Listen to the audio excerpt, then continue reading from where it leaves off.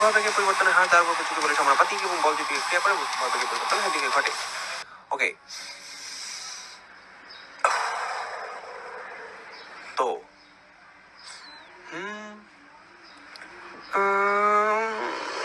আবার বলে গেছি। এই সূত্র মুখস্থ হয় না কেন?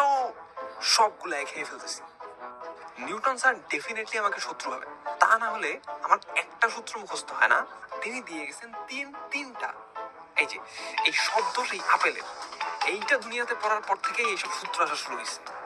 এই কিউরিওসিটি, এই একটা কাজ করো তো, এই আপেল আমার মাথায় মারো। নিউটন স্যারের মাথায় আপেল পড়ছে, তিনি বিজ্ঞানী হয়ে গেছে। আমার মাথায় আপেল মারো, আমিও বিজ্ঞানী হয়ে যাবো।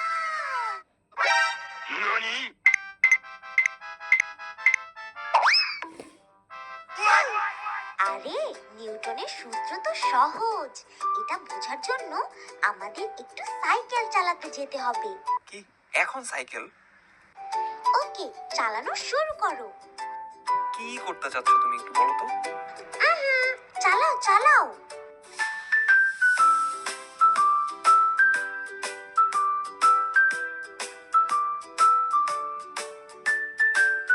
নিউটনের প্রথম সূত্র বোঝা শেষ। কখন বুঝলাম? দেখো, সবকিছুই নিজের মতো থাকতে চাই, যেভাবে মন চায়। যেমন তুমি সারাদিন ঘুমাতে চাও, এই নিজের মতো থাকতে চাওয়াটা হলো জড়তা। সাইকেলও একটা জড়তা ছিল, ও নিজের মতো স্থির ছিল, কিন্তু তুমি এসে এটাকে চালানো শুরু করলে। আবার সাইকেলটা যখন চলছিল তখন তুমি এটাকে থামিয়ে দিলে, অর্থাৎ তুমি ব্রেক না করলে সাইকেলটা চলতেই থাকতো। আবার তুমি চালানো শুরু না করলে এটা স্থিরই থাকতো। আর এটাই হলো নিউটনের প্রথম সূত্র। কি জানি, এখন তা তো কঠিন লাগছে না। আর বাকিগুলো সহজ। তুমি যখন স্থির সাইকেলটা চালানো শুরু করলে তোমাকে তো একটা বল প্রয়োগ করতে হলো, এটাই সূত্র।